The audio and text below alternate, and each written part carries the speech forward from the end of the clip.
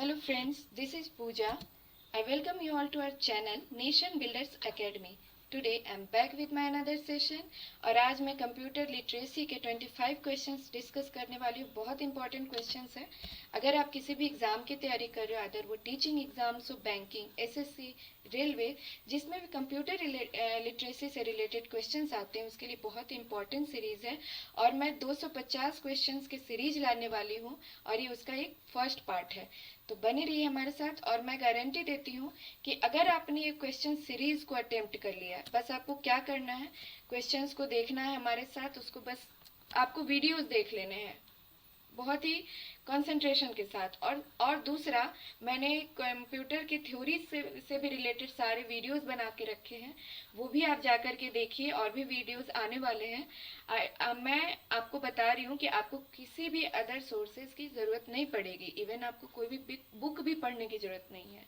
आप देख लो, अगर आपने ठीक तरीके से क्वेश्चन सारे देख लिए, वीडियोस देख लिए और थ्योरी क्लासेस देख लिए, आप देखना जब आप क्वेश्चन अटेम्प्ट करने जाओगे आपको खुद समझ में आएगा कि आपके अंदर कितना कॉन्फिडेंट आ गया कि कंप्यूटर से रिलेटेड आपके सारे क्वेश्चंस अटेम्प्ट हो रहे हैं। ठीक है, तो चलिए स्टार्ट करते हैं। और अगर आपको ये वीडियो पसंद आता है तो please like, comment, share and subscribe to our channel. So हमारा पहला क्वेश्चन है और मैंने दोनों ही लैंग्वेजेस में, इंग्लिश एंड हिंदी, दोनों लैंग्वेजेस में क्वेश्चंस को रखे हैं। आप जिस भी लैंग्वेज में कंफर्टेबल हो आप देख सकते हो।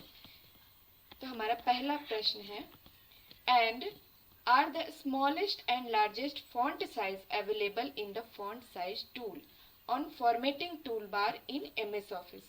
एमएस ऑफिस में फॉर्मेटिंग टूल बार पर फॉन्ट आकार उपकरण में उपलब्ध सबसे छोटे और सबसे बड़े फॉन्ट आकार क्या है? एमएस ऑफिस यानी माइक्रोसॉफ्ट ऑफिस। माइक्रोसॉफ्ट ऑफिस एक एप्लीकेशन सॉफ्टवेयर है जिसमें पूछा जा रहा है कि फॉन्ट साइजेस कहाँ से कहाँ तक होते हैं, यानी मिनिमम फॉन्ट साइज कितना होता है और मैक्सिमम फॉन्ट साइज कितना होता है।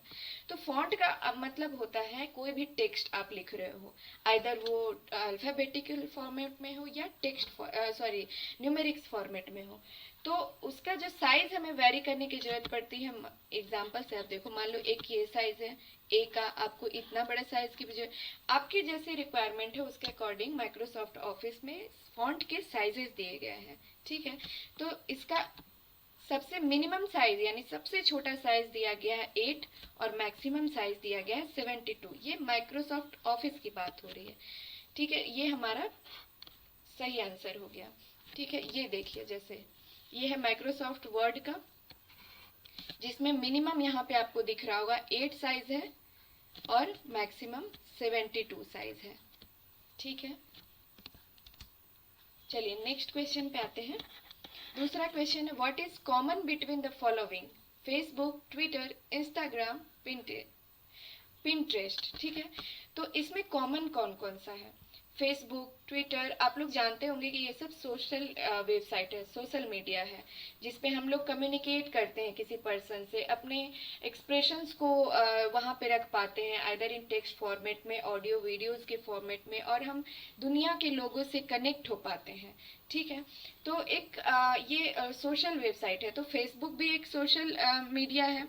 उसी प्रकार ट्विटर आप लोग सब जानते होंगे, ट्विटर है, इंस्टाग्राम है, पिंटरेस्ट भी एक सोशल वेबसाइट है, सोशल मीडिया वेबसाइट है। ठीक है, तो ये चारों ही क्या है? सोशल नेटवर्किंग साइट है, जिसमें हम किसी भी पर्सन से कनेक्ट कर पाते हैं, पूरे वर्ल्ड से कनेक्टेड रहते हैं और अपनी ओपिनियन को रख पाते हैं। ठीक है, तो ये चारों ही एग्जाम्पल है सोशल नेटवर्किंग साइट की। नेक्स्ट आते हैं, third question, artificial intelligence is the science and engineering for making intelligent machines, making computers think like humans, which of the following is correct option? Artificial intelligence क्या होता है, जिसको हम AI बोलते हैं। एआई क्या है? ये 5th जनरेशन लैंग्वेज है, 5th जनरेशन लैंग्वेज है। ठीक है, जैसे हमारा कंप्यूटर है, कंप्यूटर कोई काम करता है, लेकिन हमारे सिंपल कंप्यूटर जो जनरेशन फर्स्ट से लेके फोर्थ तक में जो भी फैसिलिटीज हैं, जो भी उसके इफिशियंसी है, उससे बहुत ही far better than that artificial intelligence work करता है।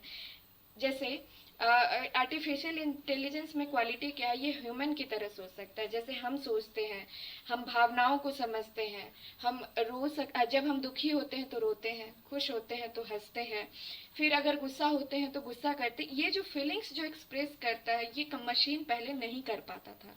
मशीन एक बस जस्ट एक टास्क परफॉर्म करता था, सिंपली किसी भी तरह के इमोशंस को एक्सप्रेस नहीं कर पाता था। लेकिन जब से आर्टिफिशियल इंटेलिजेंस आया, बहुत ही बड़ा रिवॉल्यूशन आया है कंप्यूटर फील्ड में, टेक्निकल फील्ड में, तो अभी क्या है कि वो बहुत ही ज़्यादा इफिशिएंट हो गया, इवन कि ह्यूमन की तरह थिंक करता है। हम जानते थे कि कंप्यूटर क्या करता है, ह्यूमन की तरह थिंक नहीं करता है, वो उसके पास अपना कोई ब्रेन नहीं होता, लेकिन आर्टिफिशियल इंटेलिजेंस में ऐसा है। ठीक है, थिंक लाइक ह्यूमन, यानी वो बहुत ही इंटेलिजेंट है। तो यहाँ पे जो हमारा ऑप्शन है मेकिंग इंटेलिजेंट मशीन्स, बिल्कुल सही बात है। सेकेंड ऑप्शन है making computers think like humans. ठीक है, यानी हमारा ये दोनों ऑप्शन सही है, तो हो जाएगा both option A and B. ठीक है, आई होप आपको समझ में आ गया होगा। आते हैं अगले प्रश्न में, फोर्थ। निम्न में से कौन सा font MS PowerPoint font संवाद बॉक्स में उपलब्ध है, यानी which of the following font effect is available in MS PowerPoint font dialog box. ठीक है, एमएस पावर पॉइंट क्या है, माइक्रोसॉफ्ट का एक ऑफिस पैकेज में आता है एमएस पावर पॉइंट भी, एमएस पावर पॉइंट, जो कि प्रेजेंटेशंस, वर्चुअल प्रेजेंटेशंस बनाने के लिए काम होता है। किसी भी ऑफिस में काम होता है, जब डिस्कशन होता है, मीटिंग्स होते हैं, तो उसमें प्रेजेंटेशंस बनाए जाते हैं, किस तरीके से कंपनी की ग्रोथ होगी, या भी जो भी मतलब पूरे तरीके से डेटा का एनालिसिस किया जाता है, और वहाँ पे प्रेजेंटेशन शॉर्ट फॉर्म में प्रेजेंटेशंस बना के प्रेजेंट किया जाता है। तो वो किस एप्लीकेशन सॉफ्टवेयर के थ्रू किया जाता है, एमएस पावर पॉइंट के साथ किया जाता है। ठीक है, तो इसमें एक फैसिलिटी दी गई होती है MS PowerPoint font dialog box में, जो कि फॉन्ट के इफेक्ट को चेंज करता है। ठीक है, तो इसको याद रखनी, ये फैक्चुअल चीज है। तो इसका आंसर होता है सेकेंड, यानी स्ट्राइक थ्रू इफेक्ट देता है। स्ट्राइक थ्रू इफेक्ट कैसा होता है, देखिए, आपने देखा होगा जब आप मार्केट में जाते हैं, कोई सामान परचेज करते हैं, कभी कभी आपने देखा होगा कि मान लीजिए कि हमने एक बिस्किट खरीदा, बिस्किट का प्राइस पहले 100 रुपीज था। ठीक है, अभी प्राइस घट करके मान लेते हैं कि उसका 80 रुपीज हो गया है। तो आपने इस तरीके से देखा होगा, पहले वाले प्राइस को इस तरीके से, आइदर इस तरीके से काट दिया जाता है, या आपने देखा होगा कि इस तरीके से काट करके फिर अगला रिवाइज्ड प्राइस लिख दिया जाता है 80 रुपीज। तो ये जो इफेक्ट दिया गया है फॉन्ट पे, इसी को बोलते हैं स्ट्राइक थ्रू इफेक्ट, जो कि एमएस पावर पॉइंट में अवेलेबल होता है। नेक्स्ट आते हैं, ये देखिए, यहाँ पे देखिए, यही जो ऑप्शन यहाँ पे दिया गया है स्ट्राइक थ्रू का, ये इफेक्ट दिया गया है, ये एमएस पावर पॉइंट का एग्जांपल है। ठीक है, अगले प्रश्न पे आते हैं। Input devices most commonly used on laptops for routine operations are, यानी कि कौन से लैपटॉप में कौन से ऐसे इनपुट डिवाइस हैं जो कि सबसे ज़्यादा यूज किए जाते हैं जनरली। पहला ऑप्शन है कीबोर्ड एंड माउस, दूसरा है कीबोर्ड और सीडी रोम, तीसरा है माउस और पेन ड्राइव, एंड चौथा है कीबोर्ड एंड स्क्रीन। तो कीबोर्ड और माउस ये है इनपुट डिवाइस। सेकेंड ऑप्शन में कीबोर्ड एंड सीडी रोम, ये दोनों ही इनपुट डिवाइस हैं, लेकिन ये सीडी रोम बहुत इंपॉर्टेंट नहीं है। ऐसा नहीं है कि सीडी रोम नहीं रहेगा तो हमारा कंप्यूटर काम नहीं करेगा, ऐसा नहीं है। थर्ड है mouse and pen drive. Pen drive भी इनपुट डिवाइस है, लेकिन ये भी बहुत एसेंशियल हार्ड ड्राइव नहीं, एसेंशियल हार्डवेयर नहीं है कि इसके बिना कंप्यूटर वर्क नहीं करेगा।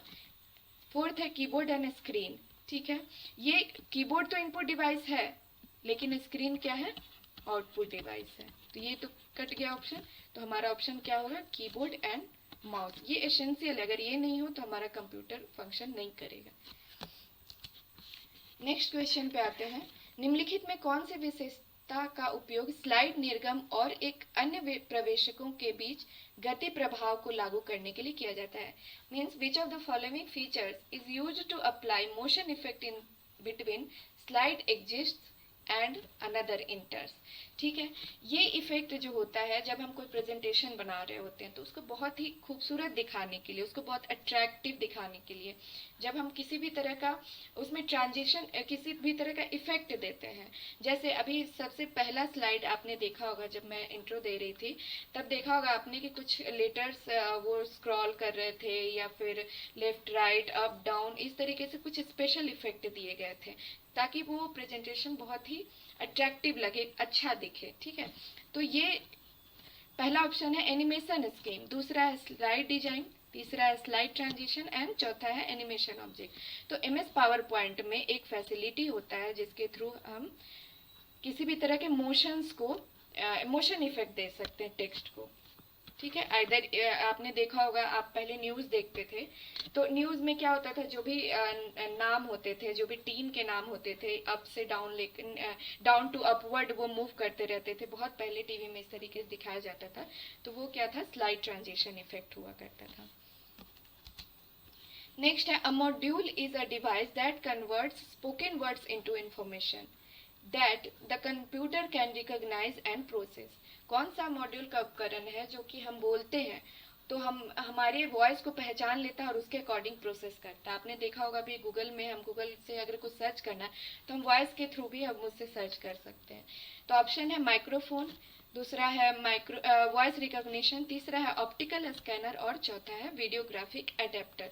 तो वॉइस रिकॉग्निशन एक ऐसा मॉड्यूल होता है जिसके थ्रू हम वॉइस स्पीच को रिकॉग्नाइज कर लेता है कंप्यूटर. ये स्पेशली उन लोगों के लिए बनता है जो फिजिकली डिसेबल्ड है, जैसे कि इन्हीं के हाथ नहीं है या फिर प्रॉब्लम है हाथ में, जो टाइप नहीं कर सकते, या जो लोग इलिटरेट होते हैं, कम पढ़े लिखे होते हैं, तो वो लोग लिख करके नहीं तो वो लोग बोल करके वो काम कर सकते हैं, मोबाइल या लैपटॉप यूज कर सकते हैं.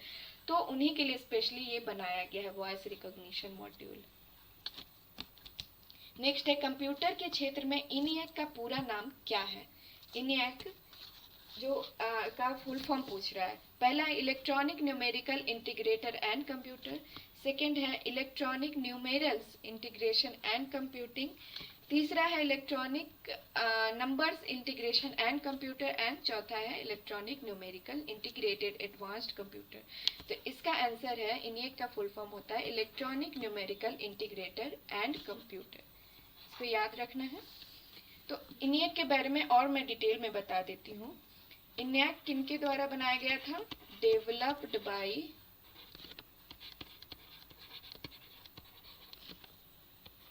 प्रोग्रामर थे जिनका नाम था जॉन मॉकली और दूसरे थे जे प्रेस्पर इकर्ट. कौन थे, जॉन मॉकली एंड जे प्रेस्पर इकर्ट. ठीक है, और इन्होंने कहाँ बनाया था, कौन से यूनिवर्सिटी में बनाया था इसे, एट द, बहुत ही रिनाउंड यूनिवर्सिटी है, यूनिवर्सिटी ऑफ पेंसिल्वेनिया. ये यूएस की यूनिवर्सिटी है, यहाँ पे रिसर्चेज होते हैं, बहुत ही रिनाउंड यूनिवर्सिटी है. ठीक है, यहाँ पे ये तीनों बहुत ही इम्पोर्टेंट, इससे एक क्वेश्चन बन जाता है एग्जाम में. ठीक है, ये देखिए, ये थे जॉन मॉकली जिन्होंने इनिएक को डेवलप किया था, और जॉन प्रेस्पर इकर्ट. ये इनिएक देखिए, इतना बड़ा कंप्यूटर हुआ करता था पहले. नेक्स्ट आते हैं, for which company power point was originally made. जो एमएस पावर पॉइंट है वो पहले, सबसे पहले किस कंपनी के लिए बनाया गया था. ऑप्शन है पहला एप्पल मैकिंटोश, दूसरा है माइक्रोसॉफ्ट, तीसरा है एचपी, चौथा है आईबीएम. तो एप्पल मैकिंटोश के लिए बनाया गया था सबसे पहले पावर पॉइंट, इस कंपनी के लिए बनाया गया था. नेक्स्ट आते हैं, which button is used to go back to the previous step and restore the immediate state, यानी कि कोई कौन सा बटन यूज किया जाता है जो कि प्रीवियस, जैसे हमने कोई काम कर लिया और हमने डिलीट कर दिया, बट ध्यान में आया कि नहीं नहीं ये मैंने गलत डिलीट कर दिया, वही सही था, तो वो प्रीवियस जब टास्क पे हम जाना चाहते हैं तो उसके लिए कौन सा बटन यूज होता है। पहला ऑप्शन है सर्च, दूसरा है कट, तीसरा है डॉक्यूमेंट और चौथा है अंडू। तो इसका उत्तर होगा अंडू। अंडू से क्या करते हैं, मान लीजिए कि हमने लिख दिया ए, ठीक है, अब हमें लग रहा है नहीं ये गलत हो गया, हमने इसे डिलीट कर दिया, अब हमें ध्यान आ रहा है नहीं नहीं फिर से ये सही था, तो हम बैक कर सकते हैं अंडू कमांड के थ्रू, फिर से हम प्रीवियस टास्क पे या प्रीवियस जो भी एक्शन हमने लिया था उस पे हम बैक हो सकते हैं। ठीक है, अंडू का मैं शॉर्टकट बता रही हूँ, 2 कमांड होते हैं, अंडू एंड रीडू। दोनों एक ही तरह के हैं, एक से फॉरवर्ड स्टेप में जा सकते हैं और एक से फिर से हम बैकवर्ड स्टेप में आ सकते हैं। तो अंडू का शॉर्टकट होता है, इसे याद रखना है, CTRL+Z, और रीडू का शॉर्टकट होता है CTRL+Y।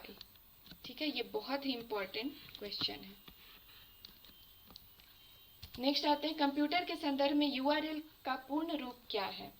ठीक है, URL पहला ऑप्शन है अनडिस्ट्रीब्यूटेड रिसोर्स लोकेटर, दूसरा ऑप्शन है यूनिफॉर्म रिसोर्स लोकेटर, तीसरा है यूनिफाइड रिसोर्स लोकेटर और चौथा है यूनिफॉर्म रीजन लोकेटर। तो URL का फुल फॉर्म होता है यूनिफॉर्म रिसोर्स लोकेटर। ठीक है, URL। अब देखते हैं क्या होता है। आपने देखा होगा, आप जब कुछ गूगल क्रोम पे सर्च इंजन पे जाके सर्च करते हो तो इस तरीके से आपने वहां पे देखा होगा, जैसे गूगल क्रोम को ओपन करना होता है तो हम क्या टाइप करते हैं, www.google.com, गूगल ओपन करने के लिए। तो ये होता है URL कहलाता है। दूसरा एग्जांपल ले रही हूं मैं, आपने ये भी देखा होगा इस तरीके से http://www.example. ये मैं एक एग्जाम्पल बता रही हूँ, index.html, ये भी एक URL का एग्जाम्पल है। ठीक है, आपने देखा होगा ऊपर जहाँ पे हम सर्च बार में सर्च करते हैं तो वहाँ पे इस तरीके से एक पाथ आता है जिसे ही हम URL बोलते हैं, जिसमें HTTP क्या होता है, HTTP जिसका फुल फॉर्म होता है हाइपर टेक्स्ट ट्रांसफर प्रोटोकॉल। ये बहुत इंपॉर्टेंट ये एब्रिविएशन है। तो यहाँ पे सबसे पहले जो HTTP, हर एक जो वर्ड आप यहाँ पे देख रहे हैं ये बहुत ही इंपॉर्टेंट होते हैं, तो हर एक किसी का एक मतलब होता है। ठीक है, जैसे www, इसका फुल फॉर्म होता है वर्ल्ड वाइड वेब। ठीक है, HTTP क्या हो गया, फुल फॉर्म तो हमने देख लिया, लेकिन HTTP होता क्या है, ये प्रोटोकॉल होता है, ये सेट ऑफ रूल्स होता है। इसे हम डिटेल में थ्योरी में समझेंगे। नेक्स्ट है हमारा www.example.com, ये क्या हो गया, होस्ट नेम, इसे क्या बोलते हैं, होस्ट नेम। और थर्ड पार्ट, ये दोनों पार्ट हो गया, ये जो थर्ड पार्ट है index.html, index.html, इसे बोलते हैं फाइल नेम। ये फाइल नेम, कोई भी फाइल जहाँ पे सर्च कर रहा है सर्च इंजन, जिस फाइल में जा रहा है उसका नाम होता है। तो ये URL से रिलेटेड इंपॉर्टेंट पॉइंट्स थे। नेक्स्ट क्वेश्चन है, the first Indian web browser developed for Indian users, यानी भारतीयों के लिए पहला वेब ब्राउजर कौन सा बनाया गया था। पहला ऑप्शन है गूगल क्रोम, दूसरा है मोजिला, तीसरा है इंटरनेट एक्सप्लोरर और चौथा है एपिक। तो इसका आंसर है एपिक। एपिक, ठीक है, एपिक ही था पहला वेब ब्राउजर जो इंडियंस के लिए बना था। Next question, in Microsoft Excel control plus right arrow key leads to cell which cell movement on a spreadsheet. यानी माइक्रोसॉफ्ट एक्सेल में जो कंट्रोल प्लस राइट जो हम शॉर्टकट यूज करते हैं उसका क्या यूज है। पहला है कॉलम के अंत के में जाने के लिए, दूसरा है पंक्ति के अंत में जाने के लिए, तीसरा ऑप्शन है एक सेल के बाएं जाने के लिए, या चौथा ऑप्शन है एक सेल के दाएं जाने के लिए। तो इसका आंसर है पंक्ति के अंत में, यानी एंड ऑफ द रो जाने के लिए। कैसे, मैं बता रही हूँ। मान लीजिए एक ये इस तरीके से सेल है, ये हो गया हमारा कॉलम और ये हो गया रो। ठीक है, जहाँ रो और कॉलम जब जहाँ मिलते हैं वहां पे बनता है, ये कहला गया सेल। ठीक है, तो इस सेल में मान लिया हमने कुछ लिखा, ठीक है, मान लिया हमने ए लिखा, और यहाँ पे कहीं पे और हमारा एक और डेटा फिल है, यहाँ पे बी है। तो इंड प्लस रो से मान लीजिए कि यहाँ पे हम हैं, अभी हमारा कर्सर यहाँ पे है, तो अब हम कंट्रोल प्लस राइट करेंगे तो ये डायरेक्टली ये गैप जहाँ पे डेटा नहीं है उसको छोड़ करके उस इंड तक चला जाएगा जहाँ पे नेक्स्ट उसको रो में डेटा मिलेगा, ये रो में जाएगा। कंट्रोल प्लस राइट करेंगे तो ये हॉरिजेंटली मूव करेगा। इसी तरीके से अगर हम कंट्रोल प्लस डाउन एरो की करेंगे तो वो वर्टिकली डाउनवर्ड मूव करेगा। अगर हम कंट्रोल प्लस राइट करेंगे, कंट्रोल प्लस लेफ्ट करेंगे तो वो लेफ्ट डायरेक्शन में मूव करेगा। इसी प्रकार अप करेंगे तो अप डायरेक्शन में। तो इस डायरेक्शन में कर्सर जाएगा, ए से डायरेक्टली वो बी पे चला जाएगा। अगर यहाँ पे कोई डेटा नहीं है, इसके बाद अगर कोई भी डेटा नहीं है तो वो माइक्रोसॉफ्ट एक्सेल के एकदम कंप्लीटली लास्ट सेल में चला जाएगा। ठीक है, और एक पॉइंट मैं और आपको बता देती हूँ जो कि इम्पोर्टेंट है, कि माइक्रोसॉफ्ट एक्सेल में ये भी एक बहुत इंपॉर्टेंट क्वेश्चन एग्जाम में पूछा जाता है। एक्सेल में सबसे लास्ट, सबसे अंत के सेल का नाम क्या है? उसका नाम होता है XFD। सबसे लास्ट में जो सेल होगा उसका नाम होता है XFD। ठीक है, आई होप आपको समझ में आ गया होगा। नेक्स्ट क्वेश्चन पे आते हैं। The F7 key is commonly used in Microsoft programs such as Microsoft Word, Outlook, etc. यानी F7 की है वो Microsoft प्रोग्राम में, Microsoft किसी भी ऑफिस पैकेज में किस लिए यूज किया जाता है। पहला ऑप्शन है फाइल और फोल्डरों का नाम बदलना, वर्तनी और व्याकरण की जांच करना, हेल्प खोलना, या विभिन्न एप्लीकेशन में सामग्री खोजना। तो F7 की जब प्रेस करते हैं हम किसी भी माइक्रोसॉफ्ट पैकेज में तो ये यूज किया जाता है एज ए शॉर्टकट स्पेलिंग और एंड ग्रामर चेक के लिए। मान लो आप कुछ टाइप कर रहे हो, वहां पे आइदर कोई वर्ड है, आइदर कोई सेंटेंस आप लिख रहे हो, तो जब आप उसको सेलेक्ट करके F7 की प्रेस करोगे तो ऑटोमेटिकली वो अगर कहीं पे एरर है, ग्रामेटिकली एरर है, तो वो बता देगा वहां पे कि यहाँ पे ग्रामेटिकली एरर है, करेक्ट नहीं है सेंटेंस, या फिर किस स्पेलिंग में एरर हो जाएगा तो वो भी चेक करके बता देता है ऑटोमेटिक। तो ये हो जाता है स्पेलिंग एंड ग्रामर चेक के लिए। एक और इस तरीके से यूज किया जाता है माइक्रोसॉफ्ट पैकेज में, अगर हम शिफ्ट प्लस F7 दबाएं तो इससे ओपन होता है थीजारस। थीजारस का अर्थ होता है ये एंटोनिम एंड सिनोनिम बताता है। यानी अगर आपको कुछ किसी भी वर्ड का एंटोनिम चाहिए या सिनोनिम चाहिए तो आप जस्ट उसको सेलेक्ट करो, शिफ्ट के साथ F7 बटन प्रेस करो तो आपको साइड में कंप्लीट एंटोनिम और सिनोनिम उसके वर्ड का शो हो जाएगा। ठीक है, तो ये दोनों बहुत इंपॉर्टेंट क्वेश्चन है, इसको याद रख लीजिएगा। चलिए नेक्स्ट क्वेश्चन पे आते हैं। निम्नलिखित युग में दिए गए हैं। पहला है वाईफाई मॉडेम, दूसरा है Chrome cable, file hard drive और चार्जिंग केबल। तो यहाँ पे जो वाईफाई मॉडल है, यहाँ पे आप क्रोम और केबल, क्रोम तो सर्च इंजन है और केबल जो हमारा चार्जिंग केबल है उसका कोई रिलेशन ही नहीं है। फाइल हार्ड ड्राइव, फाइल आपका सॉफ्टवेयर पार्ट हो गया, ये हार्डवेयर पार्ट हो गया, ये मैच नहीं कर रहा है। चार्जिंग केबल, ये दोनों भी सेम है। तो ये हमारा उत्तर हो जाता है, आंसर है फर्स्ट, यानी एक सेकेंड,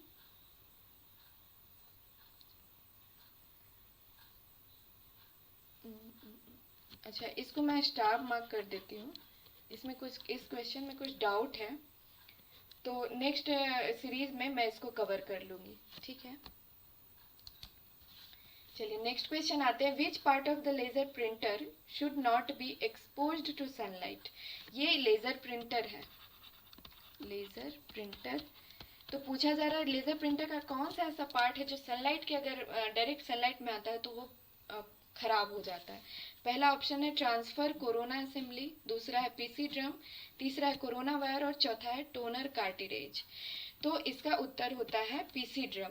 पीसी ड्रम एक ऐसा मतलब फोटो इलेक्ट्रिक इफेक्ट देता है, ठीक है। फोटो कंडक्टिव ड्रम होता है। क्या होता है? फोटो कंडक्टिव ड्रम, जो कि क्या करता है, इट कलेक्ट्स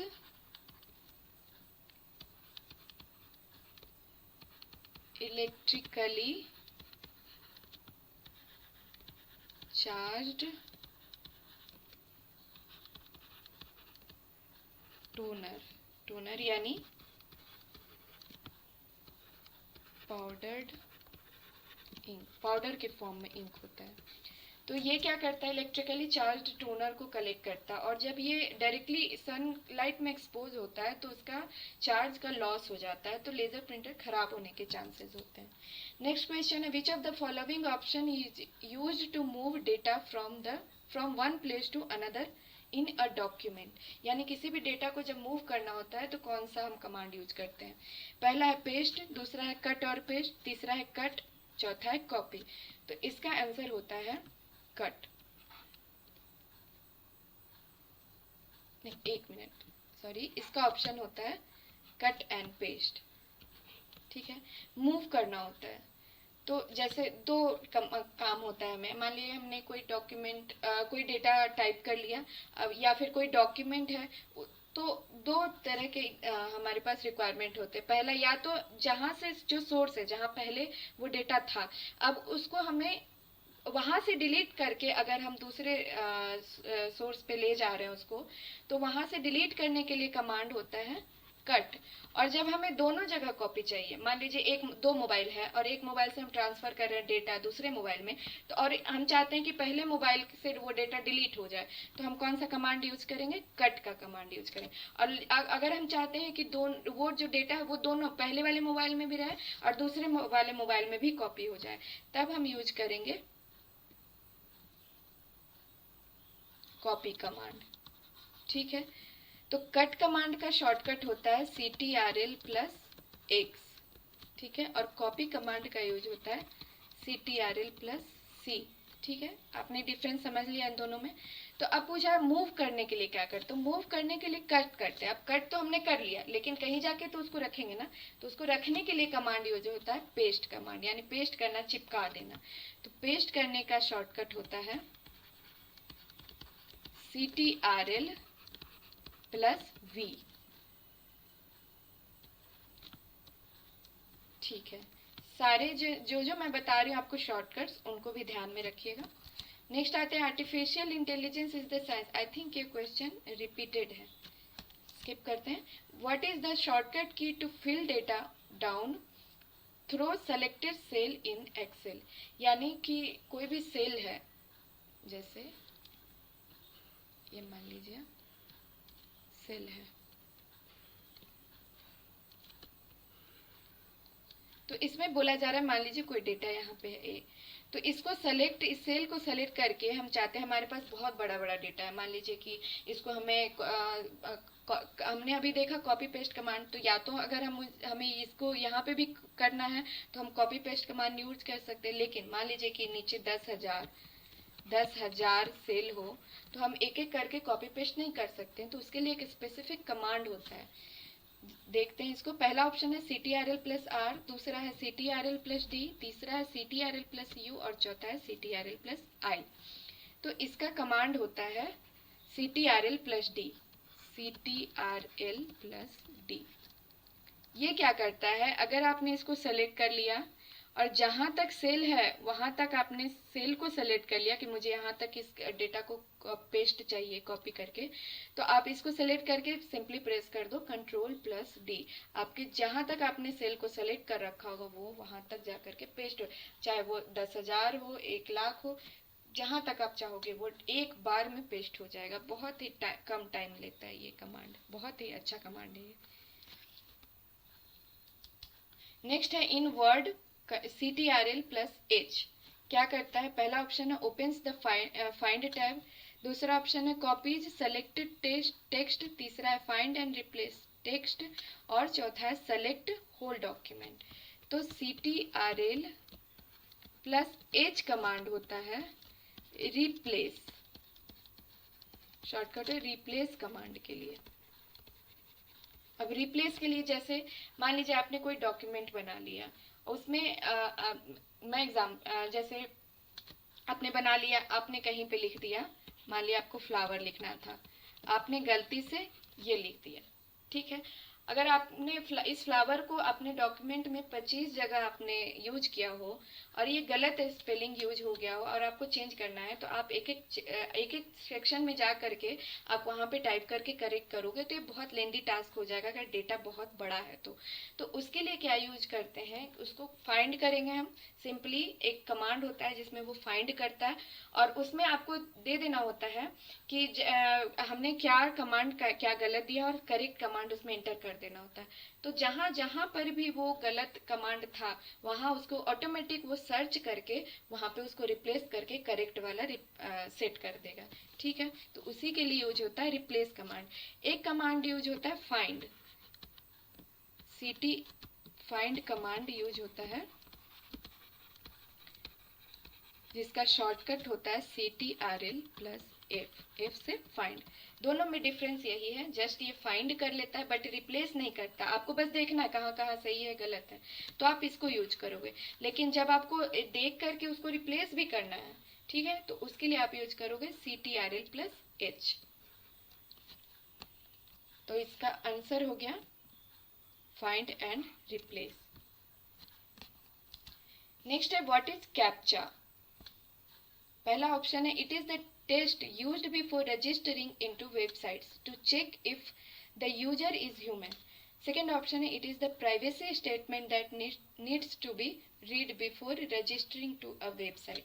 तीसरा है it is the temporary password when password is forgotten. And चौथा ऑप्शन है it is one time password. तो कैप्चा क्या होता है। कैप्चा आपने देखा होगा अगर आप किसी भी एग्जाम्स की फॉर्म भरने जा रहे हो या कोई भी आप वेबसाइट पे जा करके किसी भी एप्लीकेशन पे रजिस्टर कर रहे होते हो या वेबसाइट पे रजिस्टर कर रहे होते हो, तो वहां पे रजिस्ट्रेशन से पहले आपको नीचे एक किसी भी मतलब टेढ़ा मेढ़ा एंगल में दे करके कुछ टेक्स्ट आते हैं, कुछ इमेजेस आते हैं। लाइक जैसे आपने कभी देखा होगा कि ए इस तरीके से लिखा है, एफ लिखा है, ओ लिखा है, 1 लिखा है, 3 लिखा है, इस तरीके से आपने देखा होगा कि रैंडमली किसी भी एंगल में या इस तरीके से होता है और इसी को सेम देख करके आपको टाइप करना होता है। तो ये ऑथराइज करता है पर्सन को या फिर ये समझता है कि कोई ह्यूमन बीइंग है जो इसको यूज कर रहा है, ये रजिस्टर कर रहा है। तो एक तरीके से ये जस्ट क्या करता है, रजिस्ट्रेशन से पहले ह्यूमन को ऑथराइज करता है, ठीक है। तो ये ऑप्शन फर्स्ट हमारा सही आंसर है। It is the test use before registering into websites to check if the user is human, ठीक है। तो ये हो गया कैप्चा। नेक्स्ट आते हैं। तो आज तक ये हमारा 25 क्वेश्चंस कंप्लीट हो गए और एक क्वेश्चन जो बच गया मैं नेक्स्ट सीरीज में उसको मैं कवर कर लूंगी। आई होप आपको समझ में आ गया होगा। अगर कहीं पे भी आपको कोई भी छोटा सा भी डाउट है तो आप पूछ सकते हो, कमेंट सेक्शन में आप प्लीज़ पूछिए और मैं ज़रूर उसका रिप्लाई करूंगी। और आपको हमारे चैनल इस सेशन का आपको PDF हमारे चैनल के डिस्क्रिप्शन बॉक्स में मिल जाएगा और आप प्रीवियस वीडियो जाकर के ज़रूर देखिए, थ्योरी क्लासेस देखिए, क्योंकि अगर आप थ्योरी जब पढ़ते हो ना और फिर क्वेश्चन अटेम्प्ट करते हो चीज़ें लिंक होती हैं और कोई भी चीज़ें बहुत अच्छे समझ में आती है। मैंने बहुत ही अच्छे से बहुत ही आसान शब्दों में डिटेल में पढ़ा है। आप देखो, आपको कंप्यूटर से रिलेटेड किसी भी तरह की टेंशन लेने की कोई ज़रूरत नहीं है, ठीक है। Okay, thanks for watching. Stay safe, stay healthy. मिलते हैं नेक्स्ट वीडियो में।